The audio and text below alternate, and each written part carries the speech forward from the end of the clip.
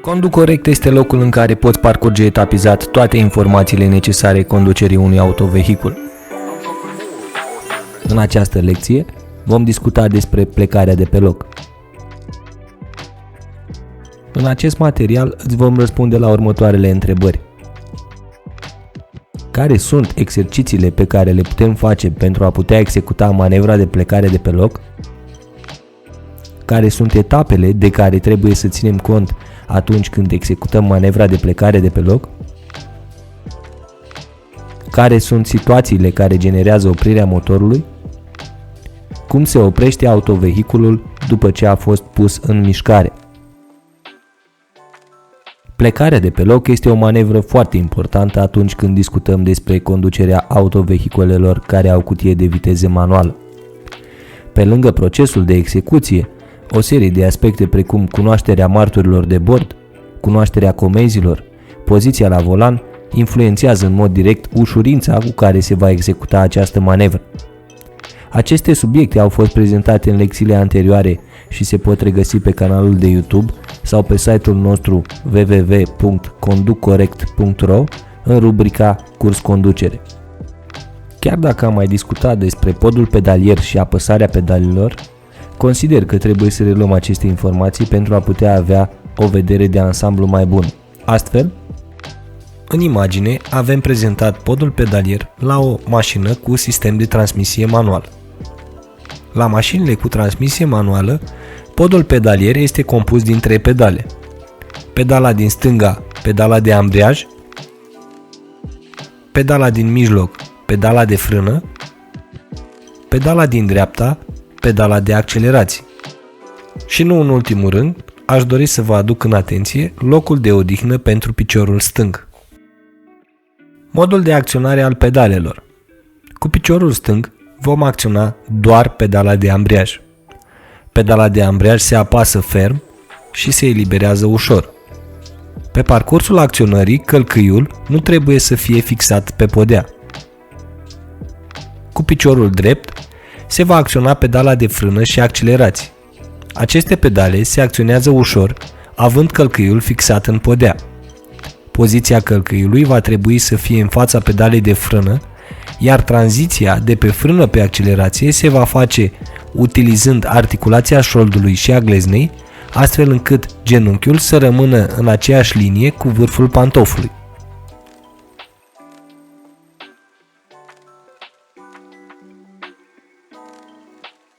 Vom începe discuția despre pornirea motorului plecând de la premiza că autovehiculul este imobilizat, are acționată frâna de staționare și schimbătorul de viteze este poziționat într-o treaptă inferioară de viteze, spre exemplu treapta 1 sau în treapta de parcare dacă autovehiculul are transmisie automată. Observați! Înainte de a porni motorul se va verifica întotdeauna dacă poziția la volan este reglată corespunzător. Vom verifica scaunul, oglinzile, centura și, nu în ultimul rând, volanul. Procesul de pornire a motorului are următoarele elemente. Se acționează pedala de ambriaj și pedala de frână. La autovehiculele care au cutie de viteză automată se va acționa doar pedala de frână.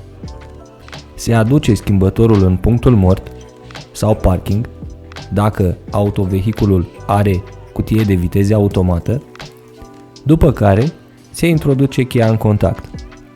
Vom defini această poziție a cheii ca fiind punctul 0 și, după ce am introdus-o în contact, o vom roti până în punctul 1, poziție corespunzătoare contactului.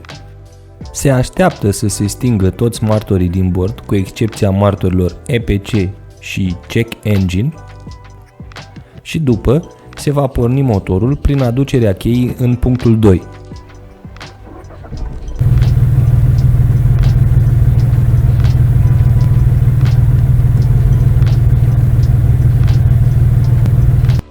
Observație. În cazul în care, datorită unor situații speciale, este necesar ca plecarea de pe loc să fie făcută într-un timp cât mai scurt, se poate trece peste etapa în care se așteaptă stingerea martorilor. Totodată, dacă cheia este blocată în poziția 0, înseamnă că volanul este blocat, iar pentru deblocare se va acționa volanul stânga-dreapta concomitent cu acționarea cheii din punctul 0 în punctul 1. În continuare vom prezenta o serie de exerciții care ne vor ajuta să înțelegem intensitatea cu care trebuie apăsată pedala de accelerație, respectiv pedala de frână, și tonalitatea motorului în funcție de turația acestuia. Scopul acestui exercițiu este de a menține turația la o valoare de aproximativ 1500 de rotații pe minut.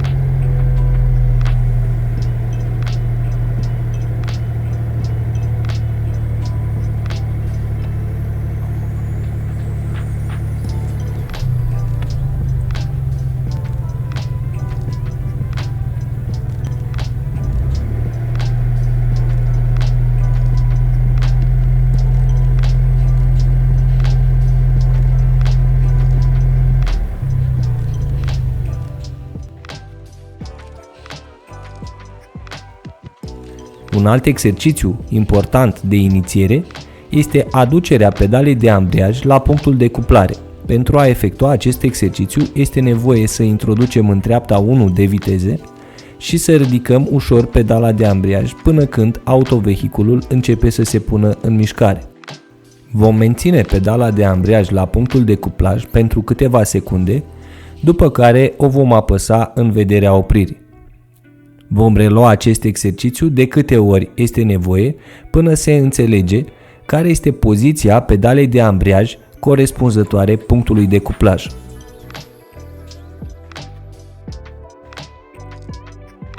După efectuarea exercițiilor, se va începe predarea și exersarea procesului de plecare de pe loc. Este recomandat ca acest proces să fie exersat pe un tronson plan, într-o zonă în care densitatea circulației este foarte redusă. Plecând de la premisa că motorul a fost pornit conform explicațiilor date anterior, în continuare vom explica procesul de executare a manevrei de plecare de pe loc. Cu piciorul stâng acționăm pedala de ambriaj la podea. Cu piciorul drept acționăm pedala de frân. Se verifică bordul astfel încât să nu fie aprinși martori de culoare roșie.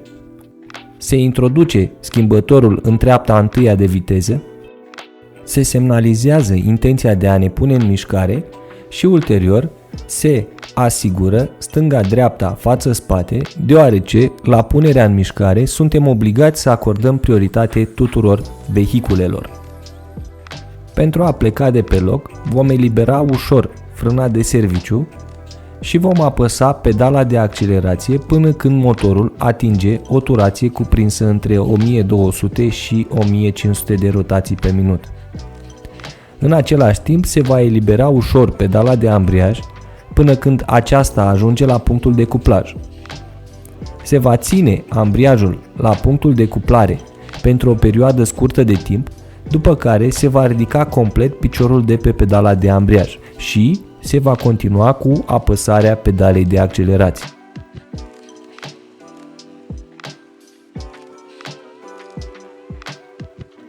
Procedeul folosit la mișcarea picioarelor pe pedale este unul de tip forfecare. În timp ce pedala de accelerație se va apăsa, se va ridica pedala de ambriaj, iar în timp ce se va apăsa pedala de ambriaj, se va ridica încet pedala de accelerație. Niciodată nu se vor acționa ambele pedale în același timp. Observați! În prima etapă a pregătirii nu este recomandat să se pună accentul pe timpul de execuție a acestei manevre. Accentul se va pune doar pe modul de executare a procesului descris anterior, dar pentru rezolvarea unor situații cu dificultate mare în trafic, cum ar fi, spre exemplu, intrarea într-o intersecție cu sens giratoriu aglomerată, capacitatea de a executa manevra într-un timp relativ scurt este foarte importantă. Acestea fiind spuse, haideți să mai revedem încă o dată executarea manevrei de plecare de pe loc.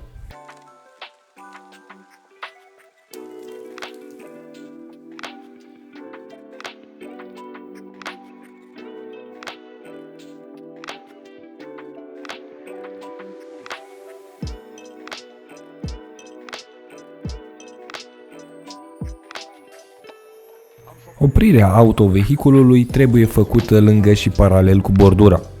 Conducătorul de autovehicul este obligat să semnalizeze cu cel puțin 50 de metri în localități, respectiv 100 în afara acestora, manevra de oprire.